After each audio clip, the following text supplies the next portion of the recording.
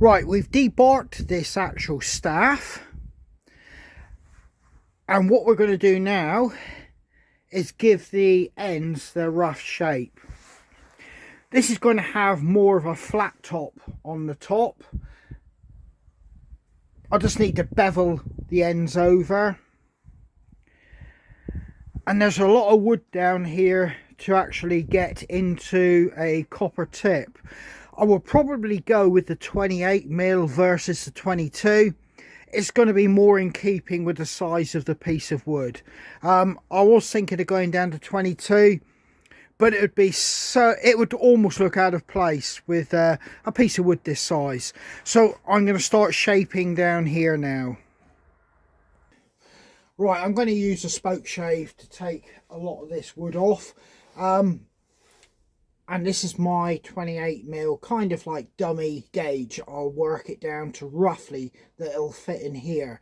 The final bit of fitting will be done when I'm sanding, but I'm using this because quite simply to sand down this would probably take a day in itself just to get it to fit this.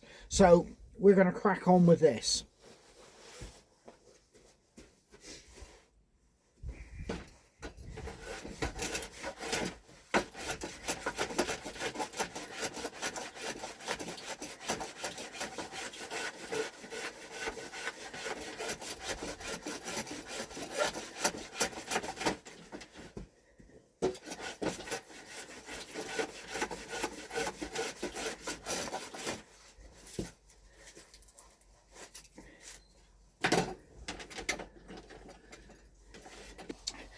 Now I've got to start a fair way up. I'm probably about 8 inches up the actual shaft just to get it to match down. Otherwise it would be too big of a funnel. So yeah, it's more about making it look eye pleasing and the aesthetics look right. So it looks like it flows into the copper tip rather than you've just literally got a copper tip smashed on the end.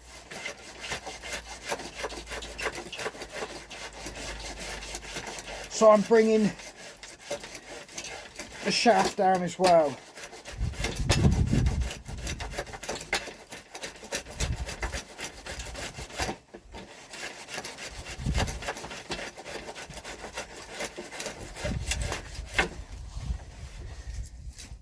And obviously the spoke shave is taking a lot of wood off, which means obviously less sanding and shaping that way.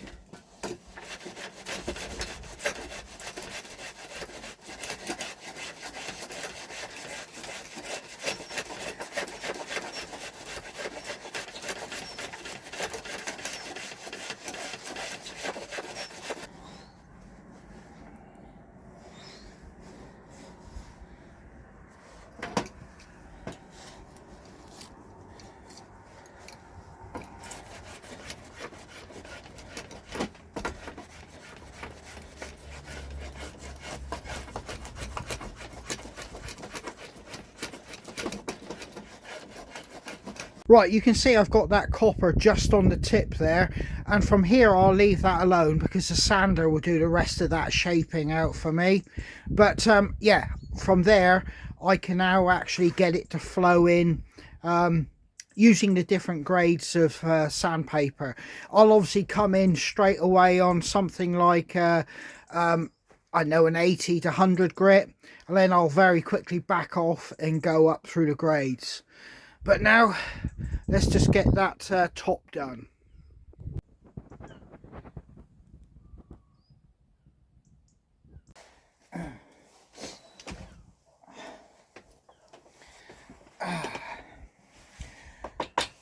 Yet again, it will be completed with a sander or disc sander, but to take off the majority of the wood, I'm going to use this really roughed out file. I've got to be careful when you're using it that you don't dig in too much and split wood away, so you take off a little bit of the shape of the top. So you do have to be careful at this point.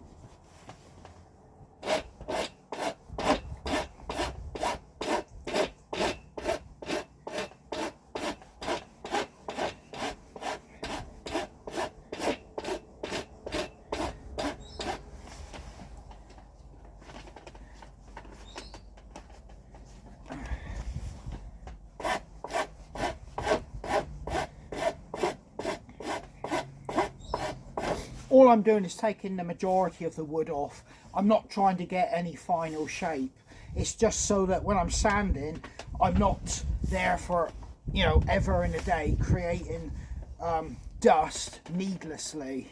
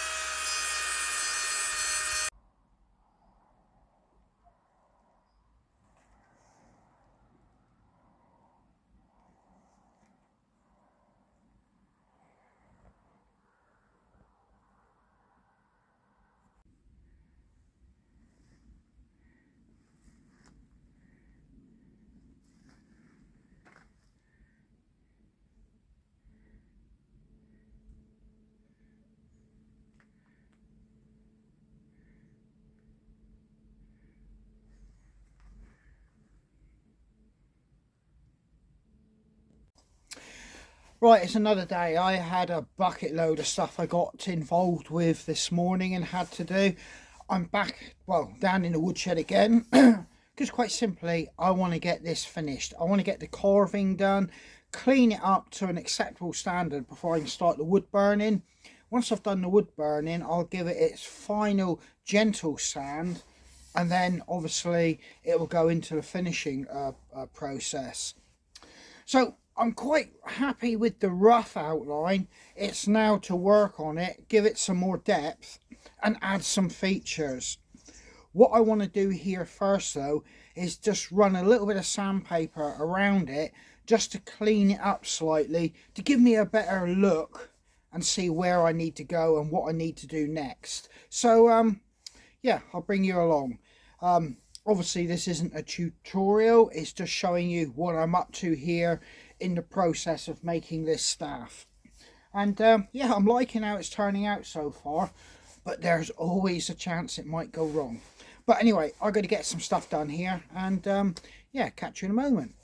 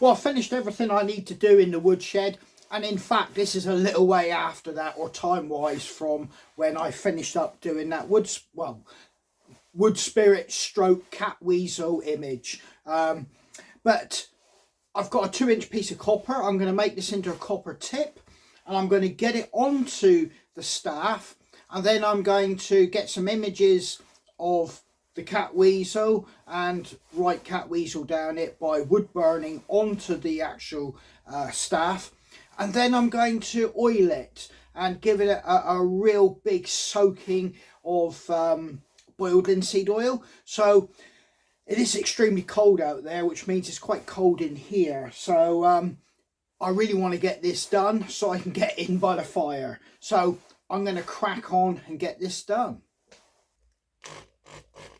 It would be easier to buy, to put on, but I've explained why I use a copper tip before.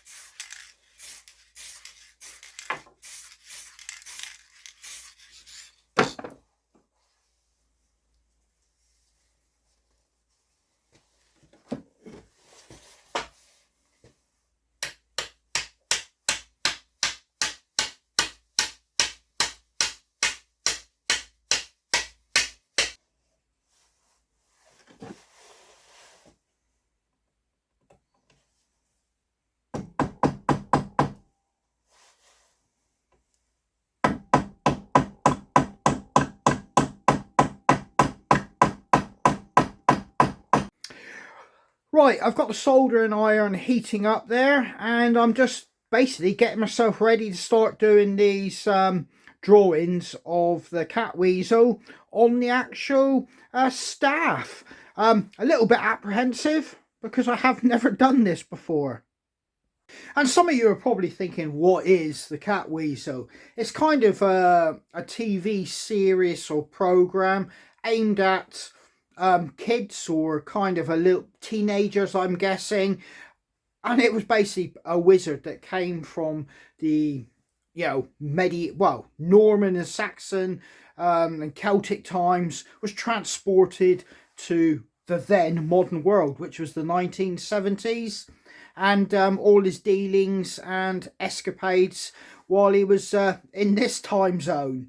So, yeah, I can vaguely remember it, but I can't remember watching it. The name rings a bell. Obviously, I was born in the 70s, but I would have been too young to watch it when it was first on TV. Whether I saw it as a rerun later on in life, I don't know. But I can remember the name Catweazle.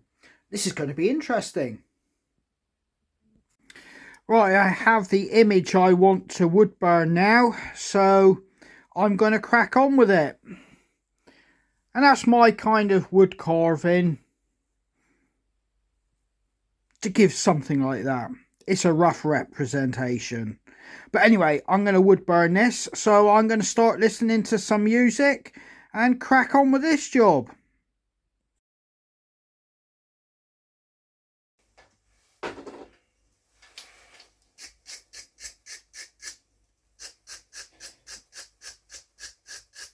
It's very laborious and long-winded doing this type of wood burning. It's not that simple, as in, when I say simple, it requires a lot of concentration.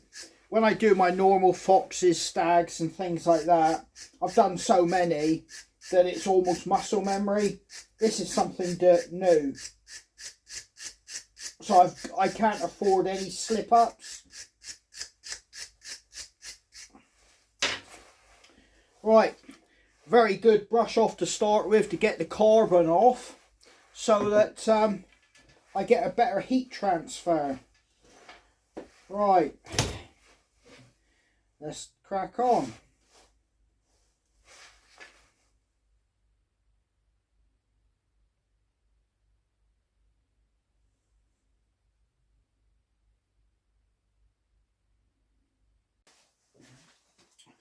Right then, I'm going to go and get this oiled now. I'm going to saturate it. I can feel by the wood it's going to really soak it in. I can saturate this and leave it here, and it's not in danger of dripping or catching anything on fire with boiled linseed, as part of its dangers using it. Yeah, so I've got my, if I can get out of the light, I've got my Catweazle wood carving stroke wood spirit. I've got my Catweazle. You really kind of need to Google Catweazle and see what it's all about, really. There I've got its animal, which is a frog, which is his familiar. Catweazle down the shaft. My logo as normal. It may come out the wrong way on camera. It's just that I have to use the camera this way to see what I'm doing. I don't have no flip screen. So yeah, I'm going to go and get this oiled now.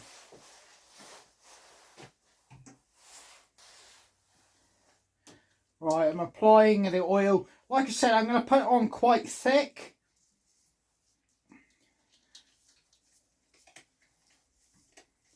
And I can already see the wood is really just soaking it right in.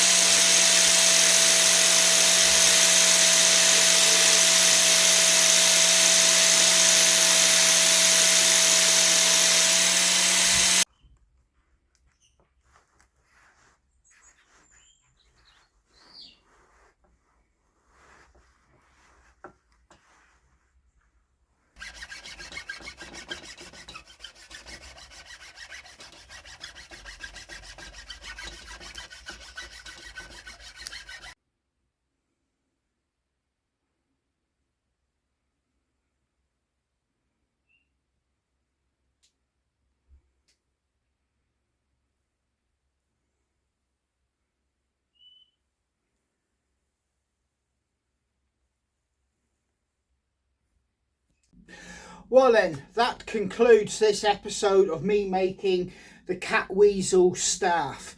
I hope you enjoyed coming along with me on this build project. I've thoroughly enjoyed it, and because I was born in 1970, that was the year this actual TV programme was running. I think it finished around 71, so possibly about a year worth of programmes.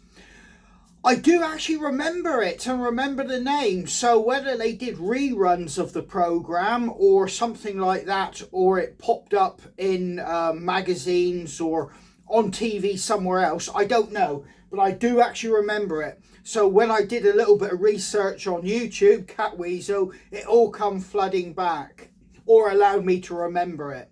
So yeah, definitely worth checking it out, Catweazle on YouTube.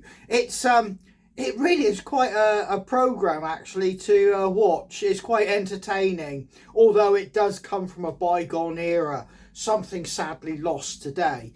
But in any case, that's the staff. I'm going to wrap it and send it off to the customer. So, and it is my representation of the Catweazle, the wood spirit with a beard, upturned moustache, bobbed hair, long pointed features. So I've tried to make it a little bit of representation. That's my best style of wood burning to get that look. I've got the hand grip, which encompasses the big word Catweazle. So I've done what I can to enable me to believe that is a good representation of a Catweazle staff. So yeah, all that's left to be said is take care, stay safe, and hope to catch you guys on the trail.